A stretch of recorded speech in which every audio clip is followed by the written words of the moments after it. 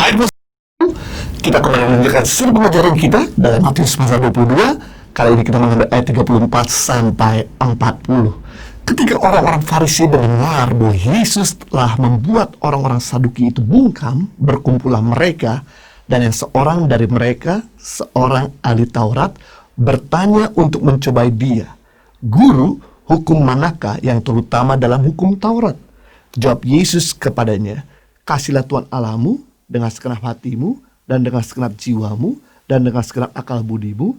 Itulah hukum yang terutama dan yang pertama. Dan hukum yang kedua, yang sama dengan itu, ialah kasihlah sesamamu manusia seperti dirimu sendiri." Pada kedua hukum inilah tergantung seluruh hukum Taurat dan kitab para nabi. Setelah pertanyaan kaum Saduki berhasil dibungkam oleh Yesus di tengah-tengah keramaian, para pemimpin agama dan pemuka adat juga hadir saat itu. Lalu seorang ahli Taurat bertanya untuk mencoba Yesus, "Guru, hukum manakah yang terutama dalam hukum Taurat?" Pertanyaan ini adalah pertanyaan sering diperdebatkan di antara para pemimpin agama dan pemuka adat pada waktu itu. Beberapa dari antara mereka mengatakan bahwa hukum penyunatan adalah hukum yang terutama. Yang lain mengatakan hukum hari Sabat yang lebih utama. Yang lain lagi lebih mengutamakan hukum kurban yang lebih utama. Masing-masing mengutarakan pendapat sesuai dengan pengajaran yang paling menyentuh hati dan kegiatan mereka masing-masing. Sekarang mereka ingin menguji mengenai jawaban Yesus Kristus atas pertanyaan ini, dengan harapan untuk menyulut kemarahan orang banyak terhadap Yesus. Seandainya Yesus tidak menjawab sesuai pendapat umum, bila Yesus mengutamakan salah satu perintah, mereka akan mendudukan Yesus dengan tuduhan melecehkan perintah-perintah yang lain. Jawab Yesus kepadanya mengenai hukum terutama di kitab Taurat, yaitu kasihlah Tuhan Allahmu dengan segenap hatimu, dengan segenap jiwamu, dengan segenap akal budimu. Itulah hukum yang terutama dan yang pertama. Dan hukum kedua yang sama dengan itu ialah kasihlah sesamamu manusia seperti dirimu sendiri. Pada kedua hukum itu tergantung seluruh hukum Taurat dan kitab para nabi. Yesus sedang mengajarkan kepada semua orang bahwa intisari hukum Taurat ialah kasih kepada Allah dan kasih kepada sesama manusia. Jadi kasih adalah hakikat, intisari, dasar agama yang sejati. Kita belajar di sini berarti tanpa kasih. Yang pertama, semua yang kita bangun akan hancur. Karena kasih ada dasar kehidupan. Kalau kita sedang membangun sebuah rumah, kita harus punya dasar yang kokoh. Semakin besar bangunan yang akan kita bangun, semakin kokoh dalam sebuah dasar. Berarti jika kita mau bangun rumah tangga yang kokoh, organisasi yang berkembang, perusahaan yang besar, karir yang bagus, kita harus mengutamakan kasih lebih daripada sekedar kepandaian, kecerdasan, dan yang lain. 1 Korintus pasal 13 ayat 8. Kasih tidak berkesudahan. Nubuat akan berakhir. Bahasa roh akan berhenti. Pengetahuan akan lenyap. Di sini Rasul Paulus sedang memberitahu pada jemaat di Korintus, para hamba-hamba Tuhan Korintus, bahwa segala sesuatu di dunia ini akan berakhir, termasuk bahasa roh. Saya sempat berpikir bahwa di surga kita menggunakan bahasa roh. Ternyata di surga kita nggak menggunakan bahasa roh, bahasa kasih.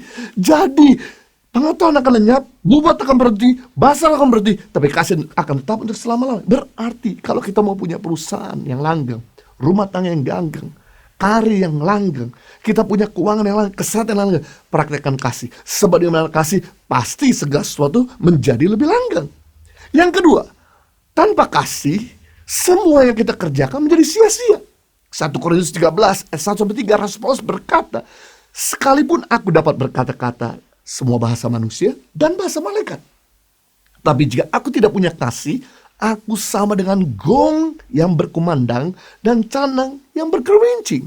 Sekalipun aku mempunyai karunia untuk bernubuat Dan aku mengetahui segala rahasia dan memiliki seluruh pengetahuan. Dan sekalipun aku memiliki iman yang sempurna untuk memindahkan gunung, tetapi jika aku tidak punya kasih, aku sama sekali tidak berguna. Dan sekalipun aku membagi-bagikan segala sesuatu yang ada padaku, bahkan menyerahkan tubuhku untuk dibakar, tetapi jika aku tidak punya kasih, sedikit pun tidak ada faedahnya bagiku. Tidak ada gunanya. Rasul Paulus sedang menjelaskan kepada jemaat di Korintus, hamba Tuhan di Korintus, tanpa kasih semua radikalitasmu, kehebatanmu, karismamu, kecerdasanmu, pekerjaanmu, pelayananmu, pencapaianmu, bahkan pemberianmu sekalipun menjadi sia-sia. Saya nggak mau apa yang kita kerjakan hari ini menjadi sia-sia, tidak berkenan di hadapan Tuhan. Itu sebab pastikan apa yang kita lakukan selama kita di bumi ini, kerjakanlah berdasarkan motivasi, karena kita mengasihi Tuhan dan karena kita mengasihi sesama. 70 tahun hidupmu ini tidak ada bandingan dengan 700 tahun nanti. 70 tahun pencapaianmu, visi-visimu tidak ada bandingan dengan 7.000 tahun nanti.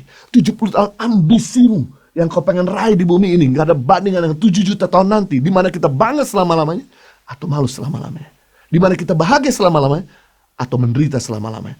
Pastikan bahwa segala sesuatu yang kita kerjakan berdasarkan motivasi kasih kepada Tuhan dan kasih kepada sesama.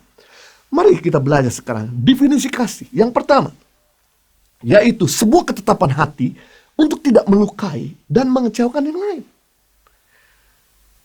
Kasih kepada Tuhan membuat orang tidak ingin menyakiti Tuhan dengan dosa-dosanya, dengan perbuatannya. Kasih kepada sesama seperti dirinya sendiri membuat orang tersebut tidak ingin melukai dan merugai sesama. Kasih ada sebuah ketetapan hati dan pikiran orang percaya yang tidak mau mengecewakan Tuhan oleh pikiran, ucapan, dan tindakannya sebagai ekspresi kasihnya kepada Tuhan. Kasih ada sebuah ketetapan hati dan pikiran kita yang tidak mau mengecewakan sesama melalui pikiran, ucapan, dan tindakannya sebagai ekspresi kasihnya kepada sesama. Selama kita masih mengecewakan Tuhan dan masih mengecewakan sesama, membuktikan bahwa kita belum punya kasih. Sebab orang yang punya kasih, dia tidak mau mengecewakan yang lain. 1 Korintus pasal 13 dan pasal 7, kasih itu sabar, kasih itu murah hati, kasih tidak cemburu, kasih tidak memegahkan diri, kasih tidak sombong, kasih tidak melakukan hal yang tidak sopan, kasih tidak mencari keuntungan diri sendiri, kasih tidak pemarah, kasih tidak menyimpan kesalahan orang lain, kasih tidak bersuka cita karena ketidakadilan, tetapi ia bersuka cita karena kebenaran. Ia menutupi segala sesuatu, percaya segala sesuatu, mengharapkan segala sesuatu, sabar menanggung segala sesuatu. Seseorang memiliki kasih pasti memiliki semua dasar-dasar kasih tersebut. Tapi semua orang yang tidak memiliki dasar-dasar kasih tersebut tidak memiliki kasih. Pertanyaannya adalah, apakah Anda masih sering mengecewakan Tuhan dan sesama? Orang yang punya kasih pasti dia bisa menyenangkan hati Tuhan dan sesama melalui pikiran, perkataan, perbuatan, dan hatinya. Definisi kasih yang kedua, sebuah ketetapan hati untuk memberi yang terbaik. Kasih itu memberi yang terbaik untuk memberkati yang lain. Seperti ketika Tuhan mengasihi kita, yang dia beri bukan cuma berkat, yang dia beri bukan cuma mujizat, yang dia beri bukan cuma penyertaannya, tapi dia bisa beri hidupnya, dia bisa korbankan nyawanya. Kalau nyawanya saya dia berikan, apalagi berkatnya, pasti mudah untuk dia berikan. Karena yang terbaik sudah dia berikan, apalagi yang lain-lainnya gampang dan mudah untuk diberikan. Sama ketika kita mengasihi Tuhan, yang kita beri bukan cuma waktu, bukan cuma tenaga, bukan cuma harta, tapi kita bisa beri hidup kita. Kalau hidup kita bisa beri, apalagi waktu kita, harta kita, tenaga kita, sanggup kita berikan. Sama hal ketika kita mengasihi sesama, yang kita beri bukan cuma waktu, yang kita beri bukan cuma tenaga, tapi harta pun kita bisa beri. Hidup kita bisa beri. Kalau hidup kita saja kita bisa beri, apalagi harta kita, tenaga kita, waktu kita. Itu sebabnya orang yang mengasihi Tuhan dengan segenap hati, maka dia bisa memberikan waktunya yang terbaik, dia bisa memberikan tenaganya yang terbaik, dia bisa berikan harta yang terbaik kepada Tuhan. Orang mengasihi sesama pasti dia bisa memberi yang terbaik. agar orang lain menjadi lebih baik. Memberi yang terbaik agar orang lain lebih sejahtera. Untuk memberi yang terbaik, kita masih harus jadi yang terbaik. Kita bisa memberi yang terbaik dengan apa yang ada pada kita. Sekalipun kita belum kaya raya, sekalipun kita belum jadi konglomerat, sekalipun kita belum lulus S1, sekalipun mungkin kita belum mencapai target-target kita, kita bisa memberi yang terbaik dengan apa yang ada pada kita. Yang jadi pertanyaan, apakah kita sudah membawa kasih atau belum? Gampang dengan melihat apakah kehadiran kita di rumah, buat rumah lebih harmonis atau sebaliknya. Yang menjadi pertanyaan, dari mana saya tahu apakah saya sudah membawa kasih atau belum? Gampang. Apakah kehadiran kita pada pekerjaan buat tempat pekerjaan lebih maju atau sebaliknya? Yang menjadi pertanyaan, apakah kita sudah membawa kasih atau belum? Gampang dengan melihat apakah kehadiran kita di kota dan bangsa ini sudah membawa kesejahteraan atau belum. Kalau kehadiran kita di rumah tidak membawa keharmonisan, kalau kehadiran kita di pekerjaan tidak membawa kemajuan, kalau kehadiran kita di kota dan bangsa ini tidak membawa kesejahteraan, berarti kita belum membawa kasih. Sebab di mana kasih pasti ada transformasi. Di mana kasih pasti ada perubahan. Jadi kalau kita pengen lihat perubahan dalam diri musuhmu, kalau kita pengen lihat perubahan bagi keluargamu, kalau kita pengen lihat perubahan bagi temanmu, yang kita perlu lakukan kasih. Sebab di mana kasih pasti ada perubahan. Karena kita sudah menerima kasih yang berlimpah dari Tuhan. Maka dengan mudah juga kita bisa mengasihi Tuhan dan mengasihi sesama. Kalau kita nggak pernah menerima kasih yang berlimpah dari Tuhan, amat sulit untuk kita bisa mengasihi Tuhan dan mengasihi sesama. Itu sebabnya Dia rela berkorban, mengasihi, melimpahkan yang terbaik untuk kita, agar kita mampu untuk memberi kasih kepada Tuhan dan kasih kepada sesama. Saya teringat ada seorang istri pada awalnya tidak mencintai suaminya, terpaksa menikah karena dijodohkan oleh kedua orang tua mereka. Setiap hari sang istri melayani suami karena kewajibannya sebagai istri. Sangat rasa hampa, terbeban, namun suaminya sangat mencintai istrinya. Cinta suaminya kepada istrinya ternyata membuat istrinya tersebut berubah sikapnya. Yang tadinya tidak mencintai suami menjadi mencintai suami. Lama-kelamaan sang istri jatuh cinta kepada suaminya. Sejak saat itu ia tidak lagi melayani suami karena kewajiban, tetapi karena cinta. Kedua pasangan suami istri ini tidak lagi hidup dalam kehampaan yang dipenuhi karena kewajiban, melainkan bunga-bunga kasih sayang yang mendasari kehidupan mereka berdua. Saya percaya dengan kita sudah menerima kasih dari Tuhan, maka memampukan kita untuk mengasihi Dia dengan segenap hati, segenap kekuatan, segenap akal budi, dan kita pun mampu mengasihi sesama seperti diri kita sendiri. Kita belajar hari ini, tanpa kasih semua yang kita bangun hancur. Yang kedua, tanpa kasih semua yang kita kerjakan menjadi sia-sia. Dan kita juga belajar definisi kasih. Yang pertama, sebuah ketetapan hati tidak melukai dan mengecewakan yang lain. Definisi kasih, sebuah ketetapan hati untuk memberi yang terbaik bagi Tuhan dan sesama. Tuhan Yesus memberkati.